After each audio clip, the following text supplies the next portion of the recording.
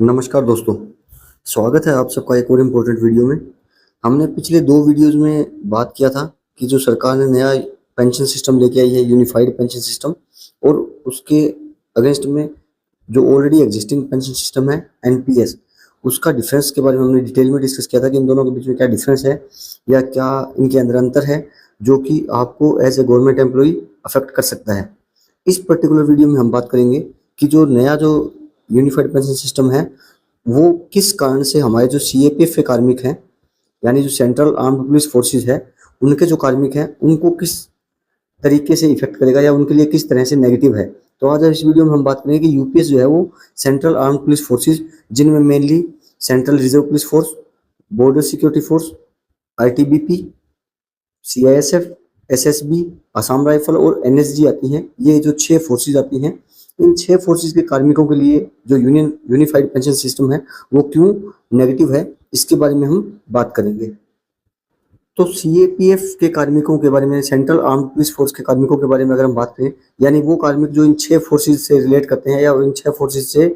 अभी सर्विस कर रहे हैं, चाहे वो सीआरपीएफ हो, बीएसएफ हो, ITBP, SSB, CISF, Assam rifle या एनएसजी, इनमें अगर वो सर्विस करते हैं तो उनको कैसे इफेक्ट करेगा यूपीएस, या कैसे उनके लिए नेगेटिव है यूपीएस, उसके बारे में अगर हम बात करें तो सीएपीएफ में अभी जो वॉलेंटरी रिटायरमेंट की सर्विस का जो एज है वो 20 साल है। यानी अगर आप 20 साल नौकरी करते हैं तो आप वीआरएस जा सकते हैं। लेकिन अभी यूनिफाइड पेंशन सिस्टम है, उसकी नोटिफिकेशन के हिसाब से यूपीएस में अगर आपको पूरा का पूरा पेंशन लेना है, यानी आपको 100% पेंशन लेना है। 100% पेंशन का मतलब ये है कि 50% ऑफ आपका जो लास्ट आपने जो बेसिक प्लस डीए लिया है उसका 50% जो लेंगे आप, अगर वो आपको पूरी लेनी है तो आपको कम से कम 25 साल की नौकरी करनी पड़ेगी। ये सबसे पहला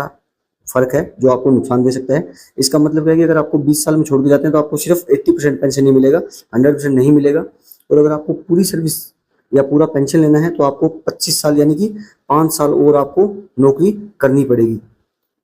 अब जैसे कि हमने बात की कि 25 साल से कम अगर आप नौकरी करते हैं तो आपकी पेंशन जो है उस हिसाब से कम हो जाएगी। पेंशन कैसे कम हो जाएगी कि अगर आप 25 साल नौकरी करते हैं तो आपको 100% पेंशन मिलेगी। अगर आप 20 साल नौकरी करते हैं तो आपको 80% पेंशन मिलेगा। और अगर आप 15 साल नौकरी करते हैं और छोड़ के चले जाते हैं तो आपको 60% ही पेंशन मिलेगा। और 10 साल की नौकरी करने पर आपको मिनिमम 10,000 रुपये का पेंशन मिलेगा। तो ये हमने जिक्र कर लिया है कि अगर आप 20 साल की नौकरी करते हैं तो आपको सिर्फ 80% ही पेंशन मिलेगा, जबकि आपने चाहे बीच में पैसा नहीं निकलवाया हो, क्योंकि इंडिविजुअल कंट्रीब्यूशन अगर आप बीच में निकलवा लेते हैं तब भी आपकी पेंशन कम हो जाती है। उसके बाद जो नेक्स्ट ये है कि ओएसएल या सस्पेंशन वाला जो पीरियड है, यानी अगर कोई कार्मिक लीव चला जाता है और किसी कारणवश लीव पे टाइम से नहीं आ पाता है, तो जो ओएसएल यानी ओवर स्टे ऑफ लीव वाला जो पीरियड है, जितने दिन आप ओएसएल रहे हैं, जितना भी दिन रहे हैं, प्लस अगर आप सस्पेंड रहते हैं तो सस्पेंशन का जितना भी आपका दिन रहता है वो आपकी जो क्वालिफाइड सर्विस है, जो 25 ईयर्स की सर्विस क्वालिफाइड मानी जाती है यूपीएस की पेंशन के लिए, तो उसमें काउंट नहीं होगा। उसको अगर हम थोड़ा एग्जाम्पल से समझने की कोशिश करें तो मान के चलिए कि आप सब कुछ सही रहता है और आप 25 साल नौकरी करते हैं तो आपको पेंशन मिल जाएगा। लेकिन बीच में किसी कारणवश मान के चलिए आप 100 दिन तक ओएसएल या फिर सस्पेंड रहते हैं, तो उस केस में आपको अगर पूरी पेंशन लेनी है तो आपको 25 साल के बाद में 100 दिन और एक्स्ट्रा करना पड़ेगा, तभी आप पूरी पेंशन ले पाएंगे।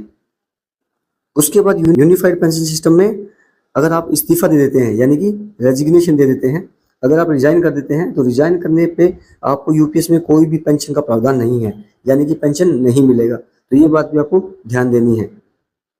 उसके बाद जो सबसे बड़ा जो दिक्कत आता है वो आता है यहाँ पे इस कैटेगरी में, कि अगर आप दुर्घटना में आपके साथ किसी तरह की, या कार्मिक जो है वो जो रिटायर हो गया है उस कार्मिक के साथ कोई दुर्घटना हो जाती है और जो उसको 100% पेंशन मिल रही थी, लेकिन कार्मिक की मृत्यु के बाद में उसकी जो फैमिली है, यानी उसकी जो लीगली वेडिड स्पाउस है या पत्नी है, उसको सिर्फ 60% पेंशन ही मिलेगा। यानी 100% पेंशन उसको हकदार नहीं होगा, वो सिर्फ उसको 60% पेंशन ही मिलेगा। और उससे भी बड़ा जो ड्रॉबैक है यूपीएस का वो ये है कि अगर खुदा ना खास्ता स्पाउस को भी कुछ हो जाता है तो उस केस में जो बच्चे हैं, यानी जो